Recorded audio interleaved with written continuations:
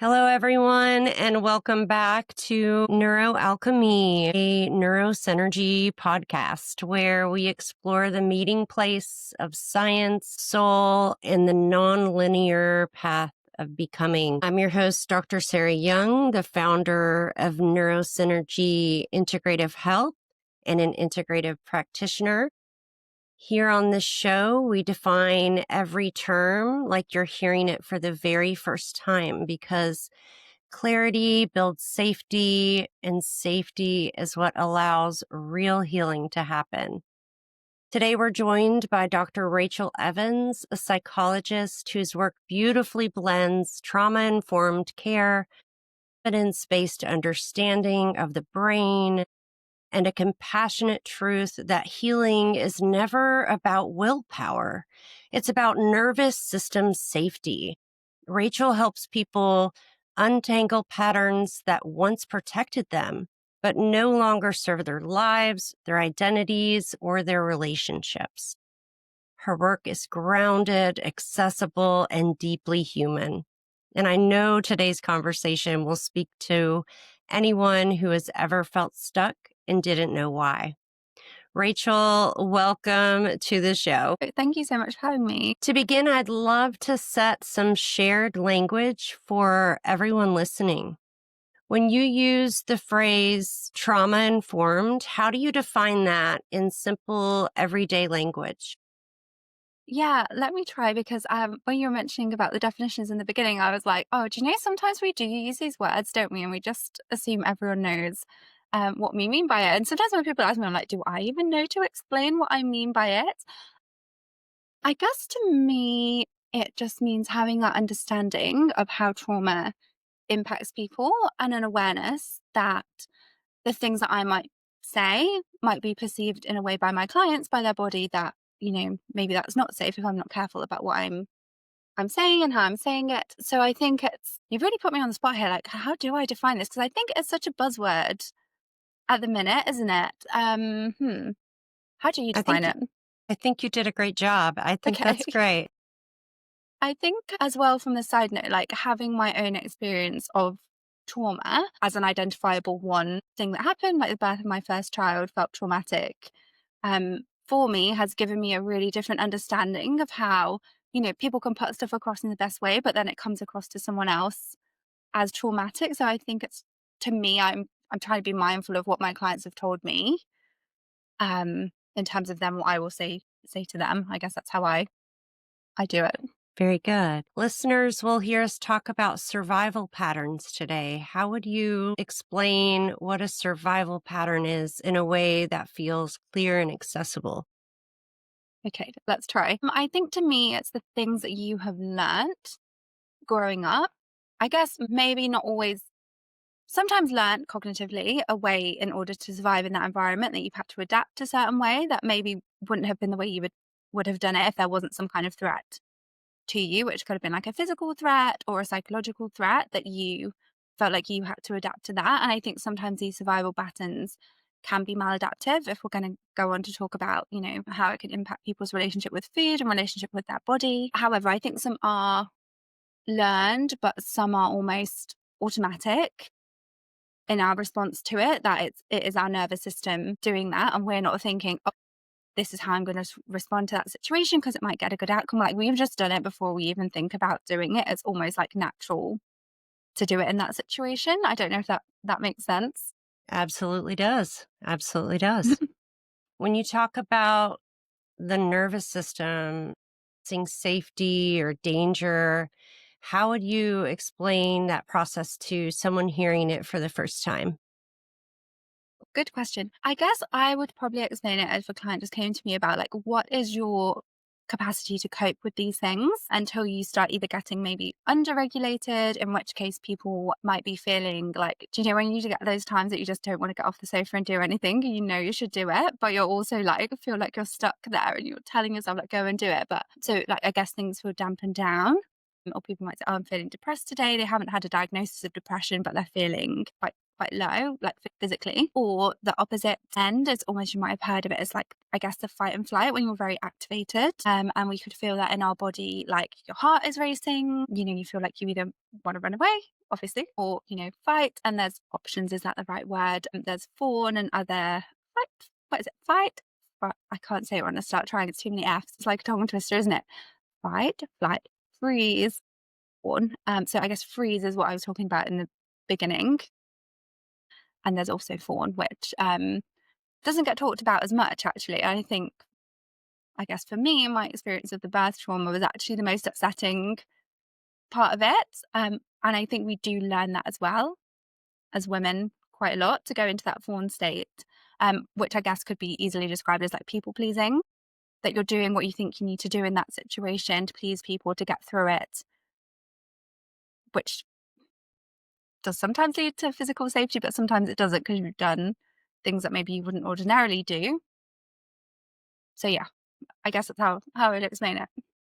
Yeah, for me, I think you and I chatted a little bit before our call, and being someone that myself had some childhood trauma, some of the side effects, if you will, are that when I'm sleeping, if somebody opens the door, my body wakes up Mm. immediately. There is not a breath in between. And even though I've worked through my patterns and I've done a lot of healing and I feel safe in my body and in my environment now, my nervous system was trained from a very young age to recognize and respond to perceived danger, right? So for me, that nervous system sensing safety or danger, it could be totally benign things, somebody slamming a door or somebody opening a door, when my body is resting. So you gave some Yeah. really, really good examples.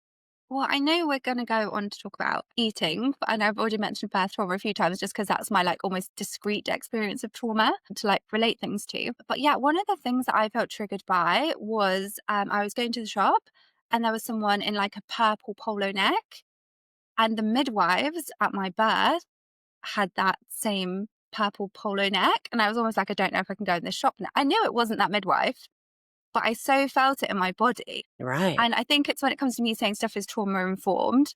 Like if I turn up on a call wearing something, I wouldn't know if that would be upsetting to the client. I can't know everything about them, can I? But I can try to do other stuff that's in my power. If I knew a certain color upset them, then I obviously wouldn't wear that color to the session. But I think it is so sometimes quite niche, isn't it? The things that we um, get triggered by or respond to afterwards.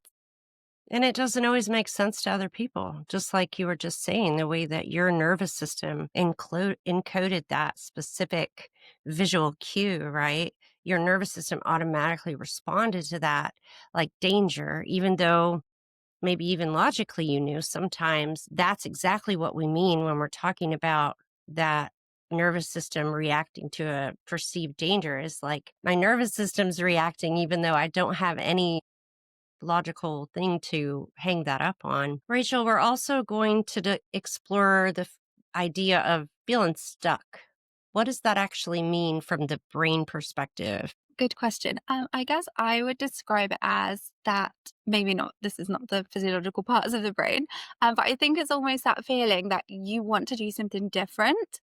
You have those thoughts of like, okay, I want to change this because maybe you've recognized this is not working for me. Maybe in terms of like the behaviors that you were saying, waking up when a door slams shut is so adaptive in the beginning. But now you're like, I'm safe. I don't want to keep doing that. Or maybe it's not having too much impact on your life because it doesn't happen that often. But, if you were like a student or something and it kept happening, you'd be like, I don't want to keep waking up every time like my flatmate comes in at 3 a.m. in the morning. So I think it's often we have that recognition that we do want to make a change and do something, but our brain is so used to, thinking certain thoughts and running certain patterns and certain habits that it just does the thing that we almost don't want it to do anymore. And I think that's when people feel stuck in that. So feeling like it's difficult to break free from the patterns that seem to be automatic, that's a really nice way of putting it. If you had to choose one word for how you're arriving to the podcast today, emotionally or energetically. What would you say? One word. I'm so bad at this. I was joking the other day, like as a psychologist, I am not good at giving you one feeling word. I can describe very well, but not one You're word. not limited. One word. Don't be limited. Okay. How am I arriving? Actually, do you know, funny enough, quite settled. I feel like I've made peace with stuff it's 11 for me when we're recording this because we're in different countries. But yeah, I've made peace with stuff that's happened today. I've done some tapping, which we might come on to talk about, and I'm feeling good. Your energy is very calming. I'm like, okay, we're doing this. We're calm. You're very affirming to me, so I'm feeling quite settled now. Very good. I love that so much. And what feeling do you hope our listeners are going to carry with them as they hear your story today? I think like optimism, maybe. Very good. And you said not just one word. I was just waiting for more. Done it. I've done it. For listeners who are new to your work, can you share a little about your personal healing journey and how it shaped the work that you're doing now? Yeah, I will try and share it in a nutshell because obviously there's so many elements that go into something. But essentially, I did a psychology degree. I always knew that I wanted to be a psychologist. I've always felt since I was really little like I wanted to help people, and before I even knew what a psychologist was, I felt like I wanted to do that job. However, I only had like the academic understanding of it. I would say I had pretty good mental health. You could spend a whole podcast defining what that means, but I mean, in terms of I usually felt quite balanced, and I would be stressed about exams, but then the exams would be over, and it would be okay. And then I think growing up in like the late 90s and the 2000s, it was very much like thin is in. I was seeing that in a lot of magazines, diet culture. I became more affected by that when I was at university, going on different diets and things, but I would always come off the diet. Until one time I did not come off the diet, which there were various factors that I can now see were involved in that, with like the stress of leaving university and having to have a job. And I'd put a lot of my self worth on being good at exams because that's what I'd been praised for growing up. I also did sport to an international level. I did competitive life saving. If anyone knows what that is, please send me a message and get in contact because no one ever knows what it is. But yeah, so I Just did. tell us what it is. So basically, it's like swimming, but not swimming. Like you do swimming races for some of it, but it's got like you can like put a picture in the show notes. You have to like swim with a mannequin that's full of water, like you're towing it, and then you get points to like if its head goes in the water, because obviously if you're towing a real person, you wouldn't want the head to go in the water. So there's like the sport kind of side of it, and then the other side with a different national competition that we have is like they set up an incident. So they might pretend like a boat's crashed and someone's broken their arm and someone's drowning, and like you have to go and save them in a certain way and work in a team, and then you get points for different aspects of it. So it was really fun. I mean, it was really social. I did it since I was like 12. So it was like a massive part of my life. I did it at university. I was like on the social committee. I was seeing my friends there all the time. And then when I got to master's level, I decided to do a master's because I didn't know what to do with my life and get a job. So I was like, I'll just do a master's. Then I didn't have that anymore. And I don't think I realized at the time what impact it had. Like now I look back at it and I think I have grief about leaving that I didn't recognize for ages because I couldn't look at the pictures. Like I'm a little bit showing my age, when it comes up on Facebook memories, like all those drunk night outs that I had with life saving, like I couldn't look at it for years because I was so upset about it. And I think that fed into me because I wasn't doing the training, getting more obsessed about like, well, I'll work out on my own, I'll eat healthy. And then I took like being good at eating healthy. I put my self-worth on that. Does that make sense? That was like, Mhm. I'm going to be the best at eating healthy now.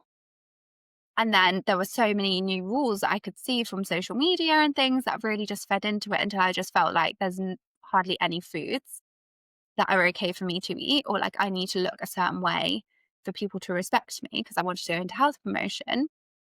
So then I ended up getting a research job abroad, and everyone's like, that's really fantastic. Isn't that so exciting? Like I was living in Singapore, from England. People think it's quite exciting. I was like, well, not really, because I was obsessed with food and exercise. And then because I wasn't eating enough, like I couldn't really control my emotions. I would just get really upset about things.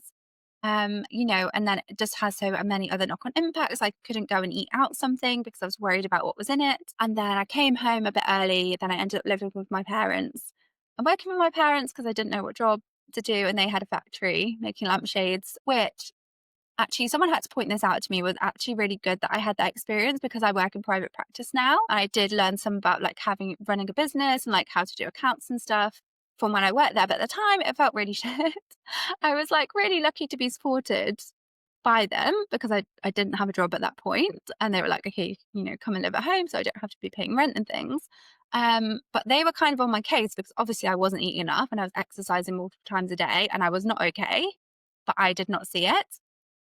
Like, I had a degree in psychology. I'd done an exam about eating disorders. I got an award for that exam.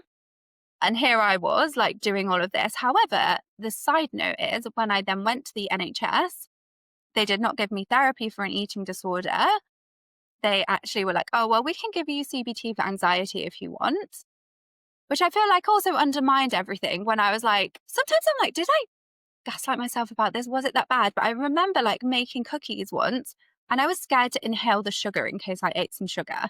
And I'm like, that is not okay. Like, I was not okay. No wonder my parents were worried, but I just did not see it.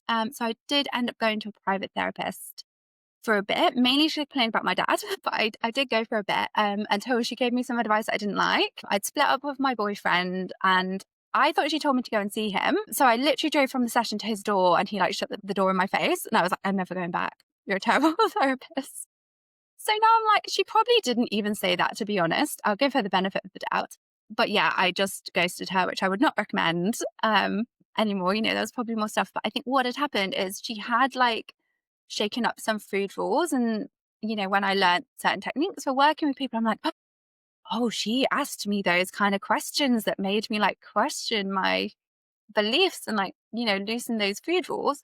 But actually, sorry, this is a long version. I've gone on too long, but let me just try and wrap it up. Then I got extreme hunger and started binging and it was like uncontrollable. I think as well, the therapist was not a specialist in eating disorders. And so she was like, well, when you wake up in the middle of the night to binge, why don't you do some yoga?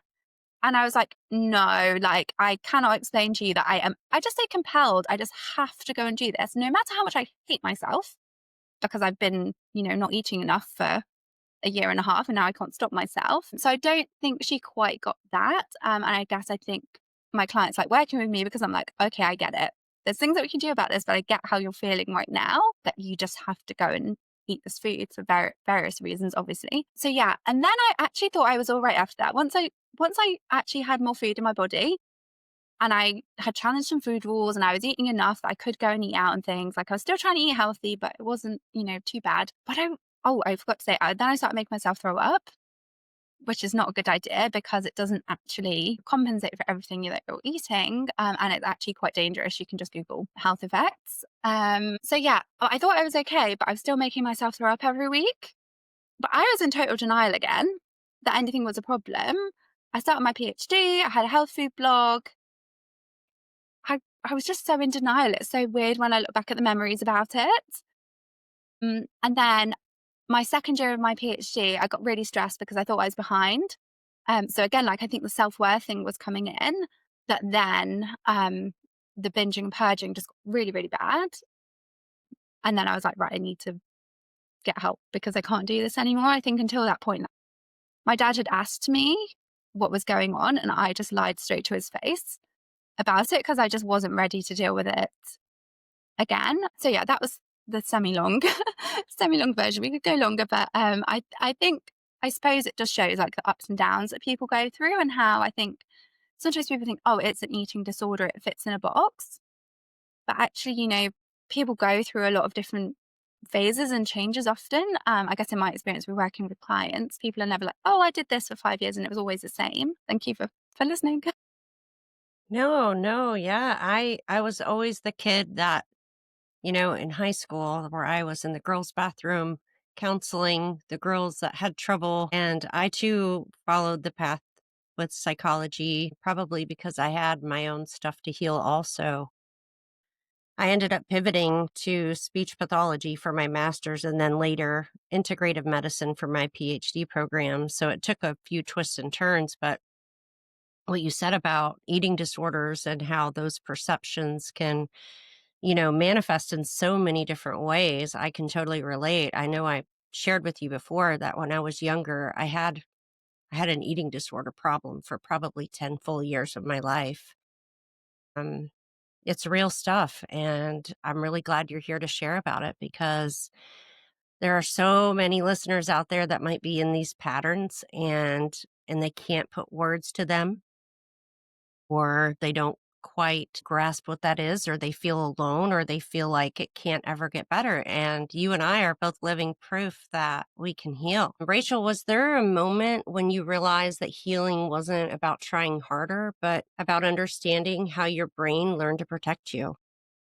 I suppose two moments.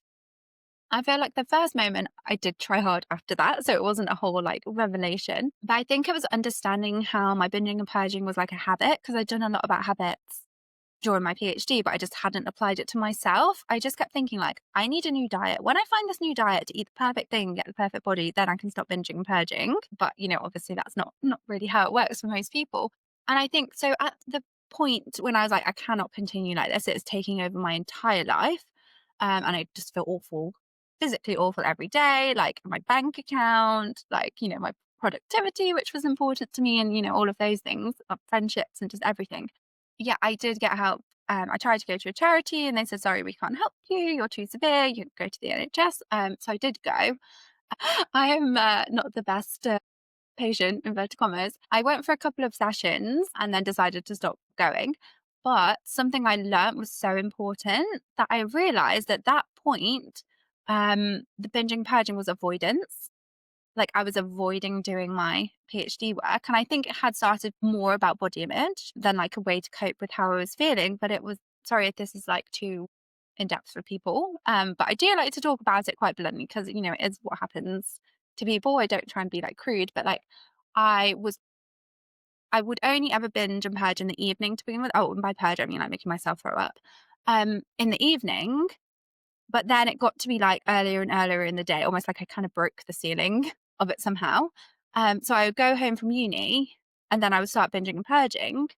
And that meant that I didn't have to go back. It was almost like a reason and an excuse to myself. Like, oh, but now you're really tired. Like I was so drained, honestly. I say I felt like a zombie from it. Like I don't have to go back. And I hadn't realized that. And so I think once I knew that, I was like, okay, well, I know about breaking a habit. It feels like a habit now. The reward is that I don't have to go back to uni. Then I'll be able to do something about it and implement different behaviors in that time. So I don't think I didn't understand all the layers of it and what was going on then, but I did understand how to break a habit. So I was like, right, let's just go with that. But I guess in that sense, it did take quite a lot of willpower for me to be like, right, I'm going to do something different now because I still have that overwhelming urge to do it, but I'm just like not going to let myself, which sometimes was successful and sometimes wasn't. Uh, And then I think later on, it was probably only when I'd done various different trainings that I was like, oh, these are other ways to look at it. And I guess what I implement with my clients, we will look like, how do we reduce the urge in the first place? So you don't have to fight it. And, if it comes up, what are the other things that you can do to like calm it? Specific to you though, um, you know, I don't know about your experience or anyone listening, but you go online, it's like, well, go for a walk or read a book. Like as in my therapist, like do yoga, which to be fair, I did start yoga at that time, not in the middle of the night, like a yoga class, and it was really helpful. But I don't think that on its own would have been enough for me at the time.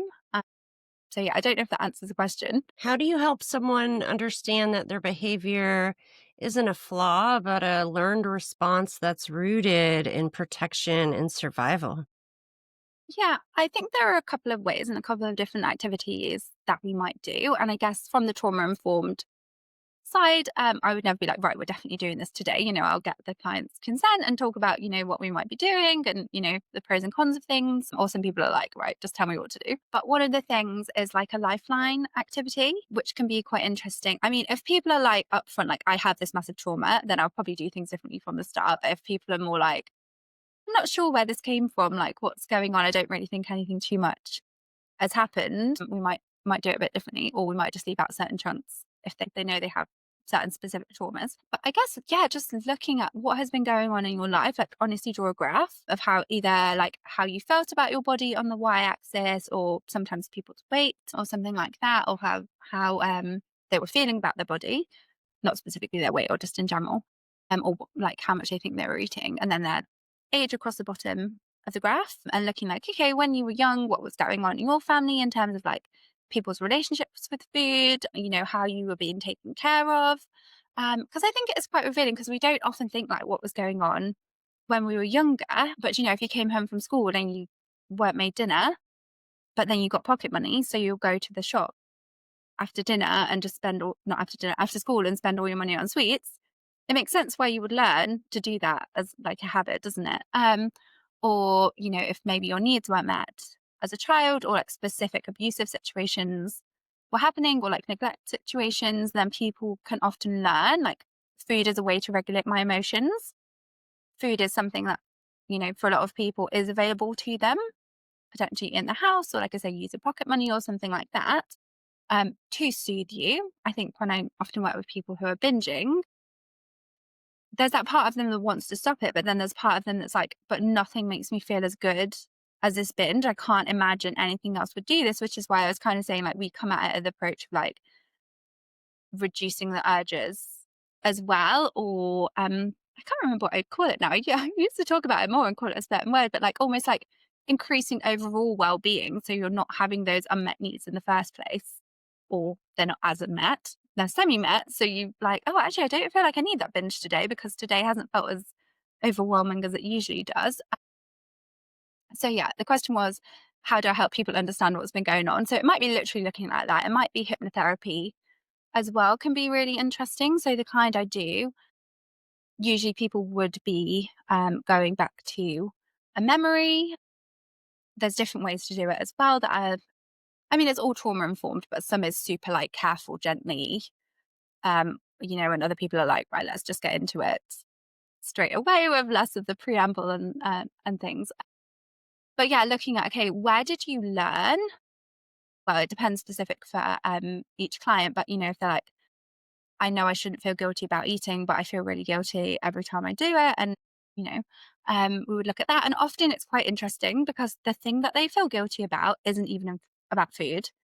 It's about something else that has been, gone on when they were younger. And like when we can look at that situation as an adult, you can usually see, well, actually that wasn't your thing to feel guilty about, or it wasn't, anything to feel guilty about anyway, and like understand that situation a lot better and like let go of that guilt. So yeah, I just think it's so interesting in the hypnotherapy sessions as well. Quite often people will come up with things that they didn't tell me in like before.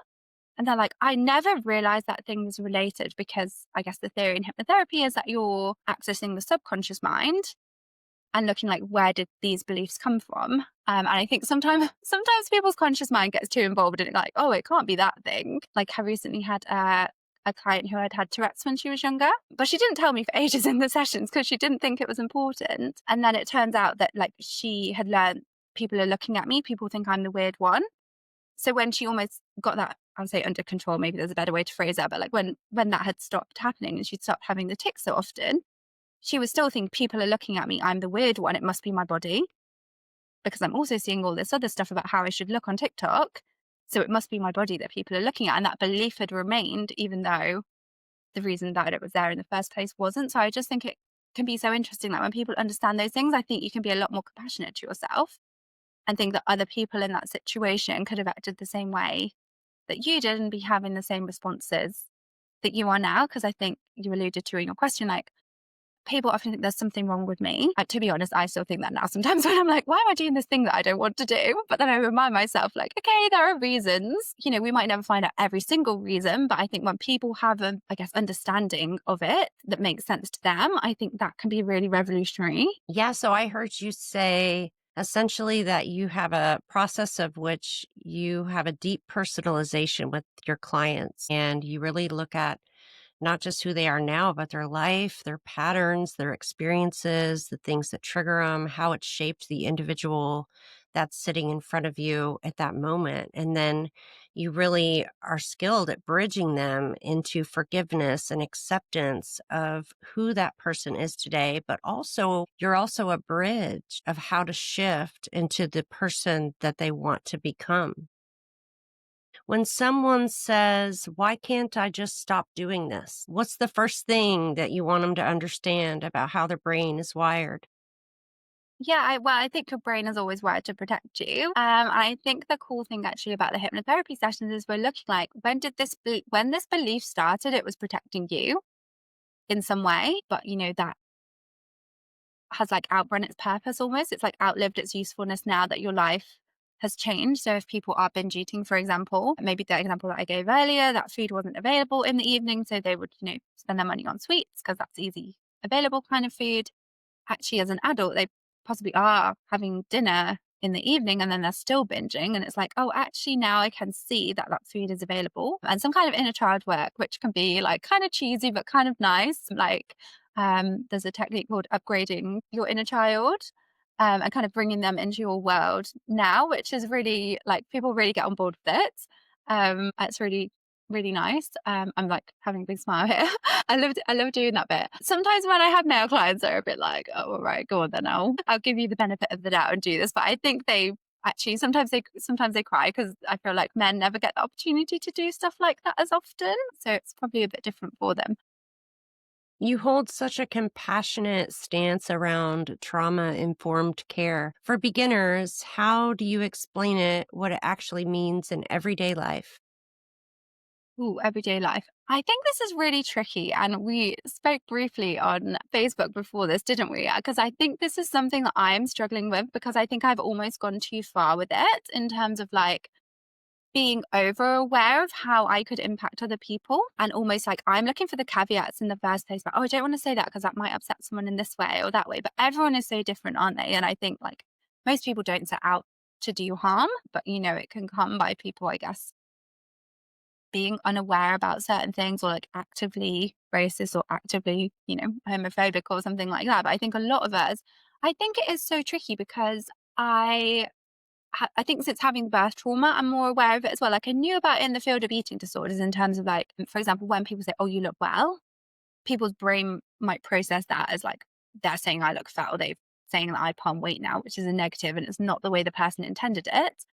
Or, do you know, even just small comments that people might make? Actually, someone made one the other day, and I was a bit cross with myself after for not calling them out on it. We went to get some Christmas photos of my kids, and then they got some sweets. Before I had kids, I was like, I will not bribe them with sweets. And now sometimes I'm like, oh, shall we get some sweets after we do this thing? But yes, anyway. Yeah, the lady who had taken the photos made some comment about like, oh, I haven't had an advent calendar this year because I'm being good. And it's not the worst thing anyone could say, but obviously because I work with people who are so impacted by that, and I'm like, but it's one tiny square of chocolate a day. It's in my mind, it's not going to make any difference to anything. If you enjoy the tradition, go ahead and enjoy the tradition. But she was on a diet, so she obviously got the black and white rule, like, well, not obviously, I assume chocolate is bad, so I'm not going to have an advent calendar. I don't want my kids to grow up with language like that. Like, oh, I'm being good, or no stuff like, oh, this is junk food, or whatever other names people call processed food. I'm like, what was my point now? I've gone on a total tangent with that story. Oh yes, how do we be trauma informed? I think as well recently someone I follow on Instagram posted one about diabetes and things that people might say to a diabetic, like, oh, it's so good that you can't eat sugar. Like you're so almost like you're so lucky that you can't eat certain things because that could have an impact on their weight. Or just things that like sound a bit tone deaf. But I think sometimes unless you're so in that situation you wouldn't realize. So to me, I guess it's having an openness when people are telling you these things are upsetting to me, if they have felt like they can tell you, that you would be able to, I guess, remember that in future if possible. But then I'm like, well, I've done an Instagram post about this recently. Everyone has got so much going on though, haven't they? That maybe you've got so much going on that you forgot that thing that someone had told you. So I just think it's so tricky because we're all just trying to navigate the world and do all the million things that we need to do. I think we're all doing the best we can with what we have Mhm. in every moment. I think For me, I used to be the exact same way in terms of always anticipating how what I said might, how other people might take it. But I think that might be one, should I say it, gift from my last brain injury is I think that part of my brain just got my filter, and that part of my brain that wants to over anticipate. It sounds like it's a gift that I kind of lost that.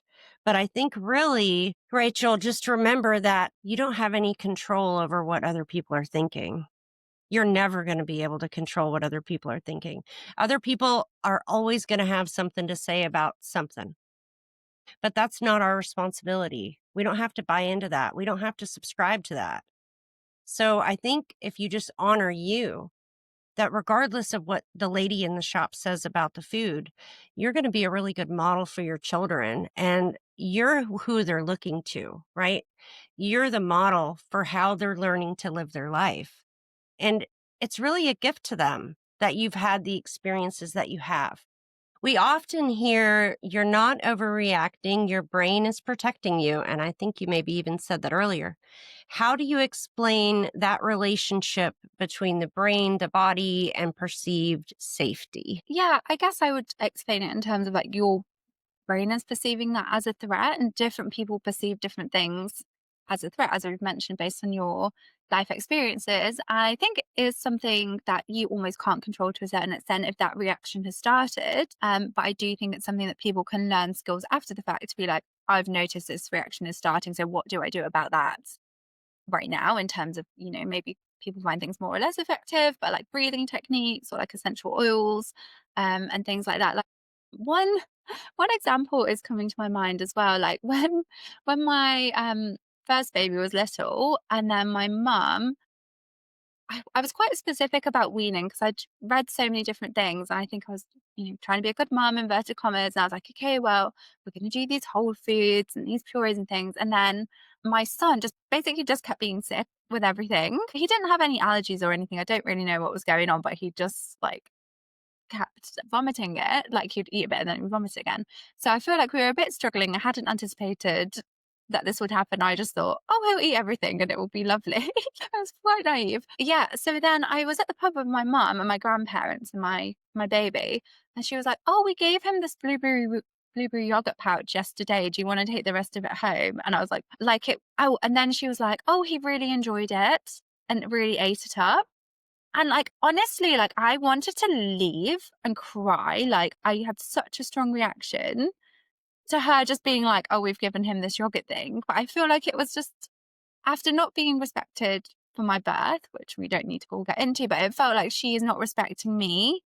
I've kind of told her what I would like to happen about the food. And, you can discuss it either way. Like she was looking after him so she can have some autonomy. It's not who knows what's the right thing in that situation. But like, I think my brain was like, it was already very sensitive. I think at that point I'd had CBT, but I hadn't had EMDR about the birth. And it was like telling me it's this massive threat that my mum's given him some yogurt, even though in the scheme of things, everyone will be like, but it's really a small thing, just get over it. I literally had to make myself be like, right. I felt like it's so tricky, isn't it? Because some stuff on paper, you're like, well, actually on paper, this probably is overreacting. It's a bit of yogurt. Sometimes you can rationalize it. But for someone to say that to me would feel very invalidating when I'm feeling in my body that my heart is racing. I've got really hot.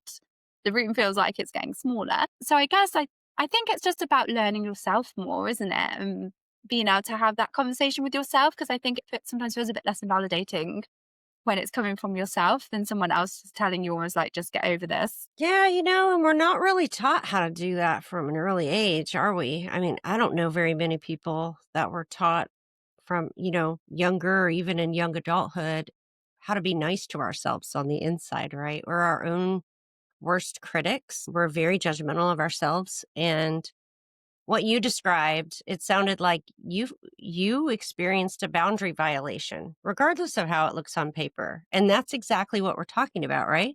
That last question about explaining that relationship and perceived safety. That's exactly what it was. Your brain and your body said that's not safe. Something felt violated. And I think there's something to be said for the importance of validating your experience. It doesn't mean that you've got to react in a negative way, right? But the awareness, just like you were saying, to be present with yourself, to be aware of those processes, those thoughts, and what's going on. For people who don't feel at home in their bodies, what are some of the earliest, gentlest steps toward rebuilding safety without pressure? Yeah, I think that's a really great question because I also have a podcast. And sometimes on the podcast I have someone who's like a yoga teacher or something and they're talking about being in your body. And I just think for some people that just would feel like too much, even for like a few minutes, versus like an hour long yoga class or something. So I do think it's such a good question about I guess one of the things that I like to do with clients is have them do something nice for themselves or have them do something nice for their bodies. So it could be like, I always talk about this with my clients, but it's like, I bought this body scrub from Molton Brown.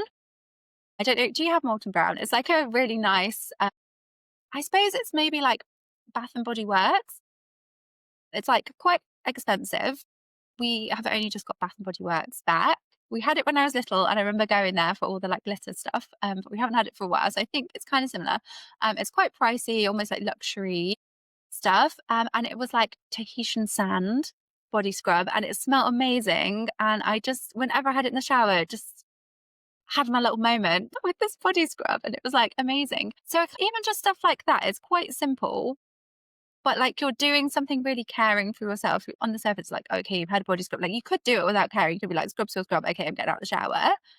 But like doing it with intention with stuff like that. Or, if people feel safe, like going swimming or something like that, having this positive experience with your body, or like, I don't know, it's winter now when we're recording this, like ice skating or something like that. And I think, I say doing the nice thing, or it could be like, go get your hair done or something, or, pick a feature that you do like about yourself, and kind of, enhance that. So maybe something like that. I think it's really individual, isn't it? Because people rave about breath work, and I did sign up for like 6 weeks, I think it was, like one-to-one breath work. I think I just hated it. Like I could not sit with it. And she was like, "Oh, you're gonna breathe faster." And I was like, "No, I feel like I'm being judged," and all this stuff was coming up, which is probably what was supposed to. But I was like, "This is too much for me." So I think it's probably just about trying the different options and seeing what works for you, because some stuff is going to feel safer to you in the first place than other things. I think I will just say I'm not an aromatherapist, but I really love essential oils. I got very into them, and then I've I realized recently I kind of got out of them. I still do use them with my clients a bit, but not a lot, because my friend who was really into them died, and so I think I distanced myself from it a little bit because of that. But I just think like there is actually research that smelling essential oils does change our brain. Like maybe not long term, but it can actually influence our mood and how we feel. And I just think it's such a quick win if you have a scent, like some of the ones that I would use with clients are like blended.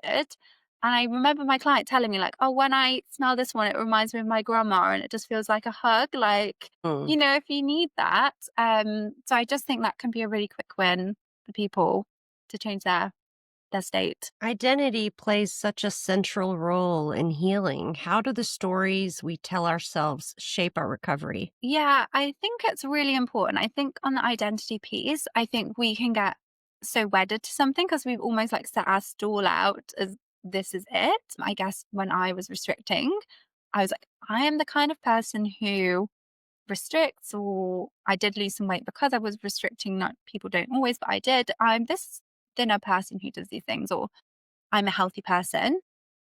And then always people reinforce that for me, thinking like, "Oh, Rachel's so healthy. She always brings a salad. Like Rachel's so healthy. She always works out after work." And then sometimes it can feel really awkward to change that, can't it? Because you think, well, I've said this is what I learned. I can't go against it because what are people going to think of me?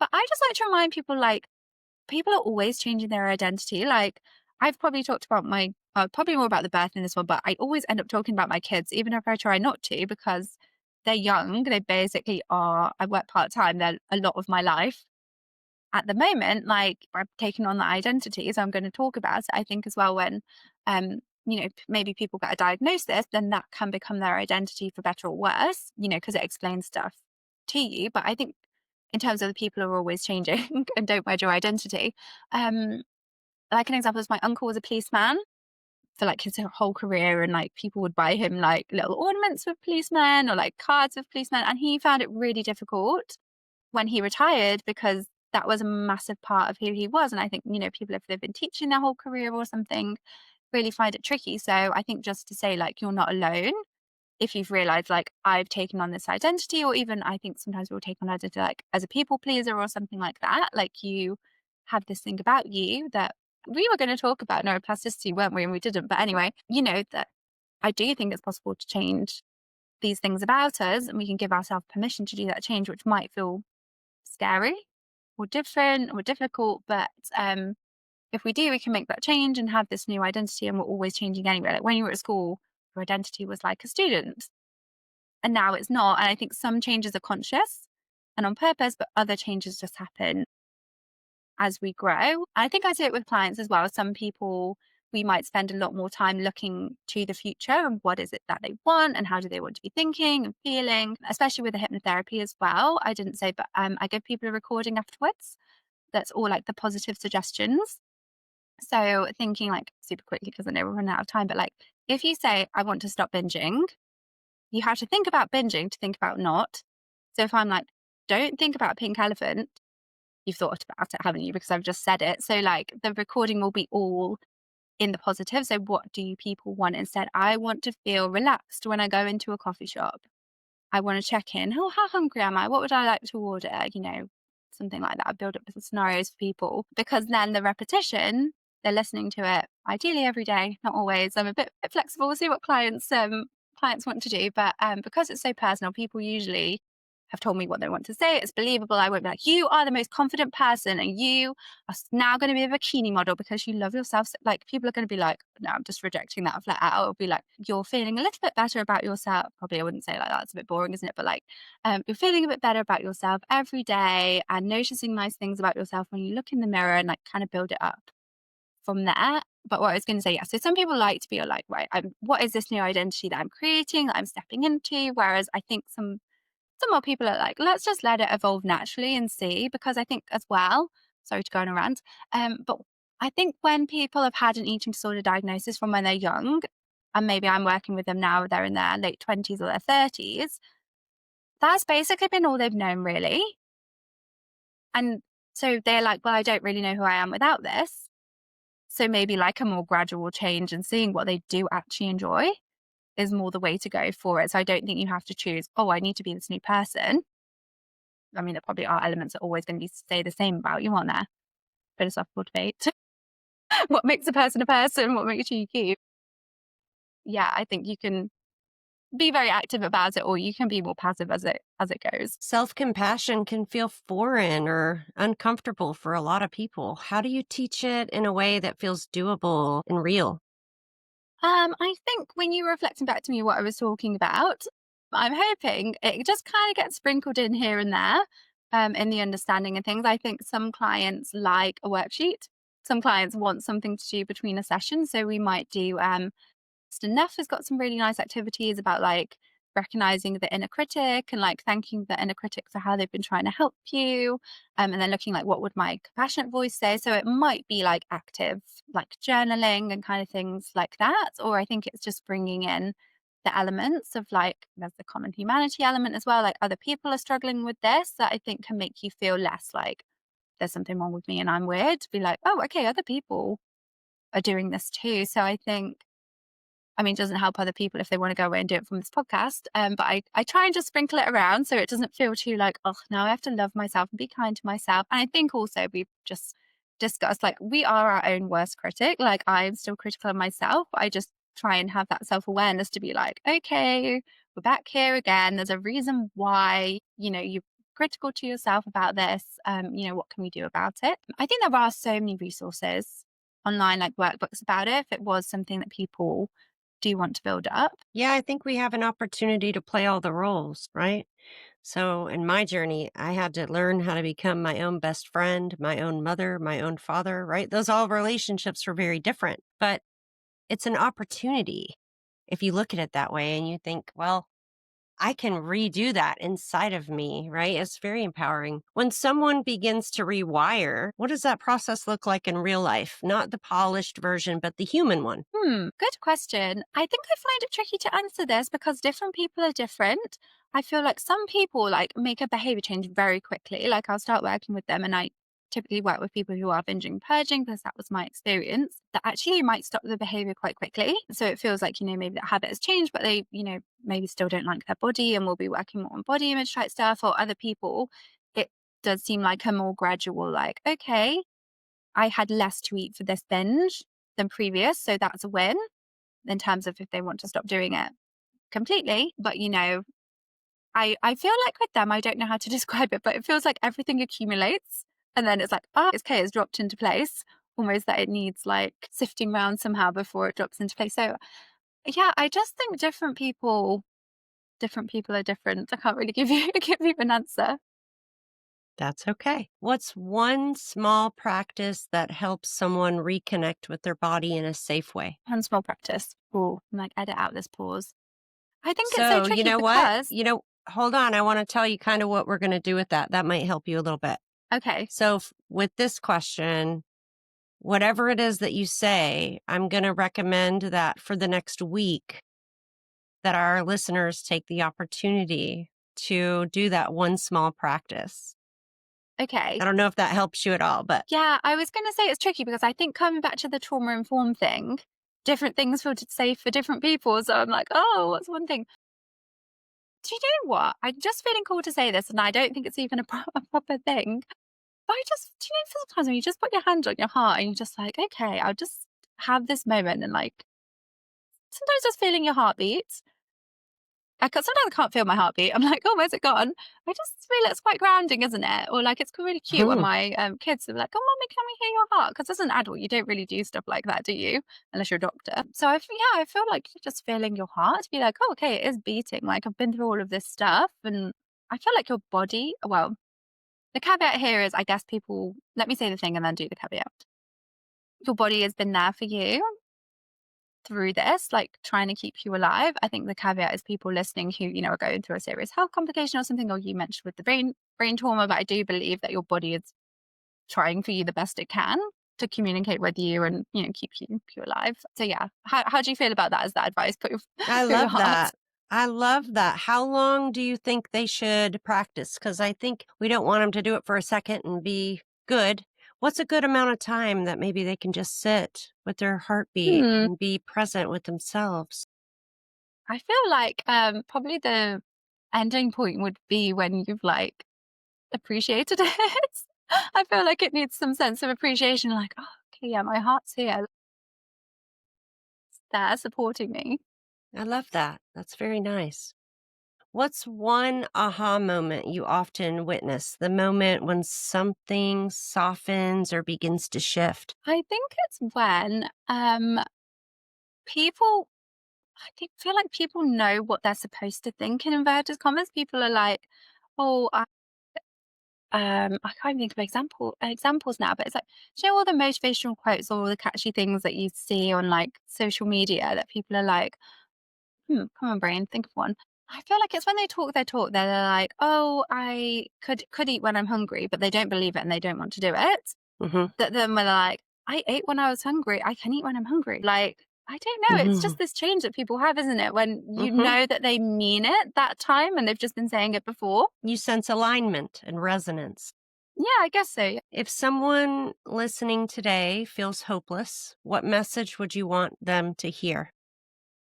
Yeah, so I believe that recovery from an eating disorder, whether you've had a diagnosis and you want to call it that, or you're recognizing, signs and symptoms, or that's what you're struggling with, I think that it's always possible to change it and have a more positive relationship with food. And I guess my definition of recovery is that almost if that thought wouldn't happen very often, like the thought to do those things, that the behaviors wouldn't be happening. But if they did come back, that it feels like not something that you have to act on, and it's not like, do you know when people talk about, oh, let the thought float past? I feel like for me, there have been a few times since I have felt recovered that the thought has come there, like less than once a year. It's not often, but to be like, oh, you should make yourself throw up now. But I'm like, no, it feels like a thought, not like an instruction and you must do this. And I can like step back and be like, okay, what's going on? Like usually when I've put myself under so much pressure and I'm really stressed out and it's like, oh, you can avoid this now and it will be a good outlet. And I'm like, well, no, it won't, because I'm not going back there, because I feel like if I let myself, not that I want to, if I would let myself do it once, well, why wouldn't you let yourself do it again and again? Like it doesn't seem like a thing that I would do anymore. You know, it's not appealing to me. I don't think it would give me the same satisfaction that it did before. So like I can have that conversation with myself and it doesn't take a long time to be like, no, actually, these are the reasons that we're not doing that anymore, because it doesn't actually solve whatever problem you think it's going to. So I guess that's my definition of recovery, that you would have more freedom to do these things that you want with food and have that flexibility and things like that. That I think is possible for people. It can take a longer or shorter time, but I think, I've spoken to people in their 70s, had anorexia their whole lives, and they're like, right, I'm done with this now.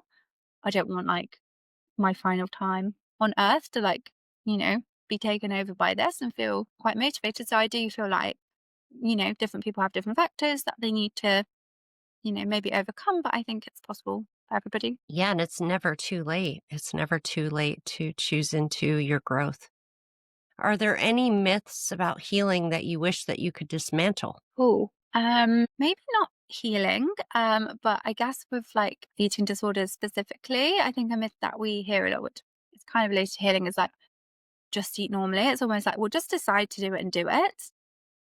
And I think for some people, yeah, that can work to some extent some of the time. But, there's usually a lot going on, as we've already covered. Like, people are feeling guilty about eating, like, how they're feeling about their body. And that's, just two examples. But, there's so much depth and not variety, that's the wrong word. But, there's so much going on for people that being like, well, just go out and pick something and eat normally.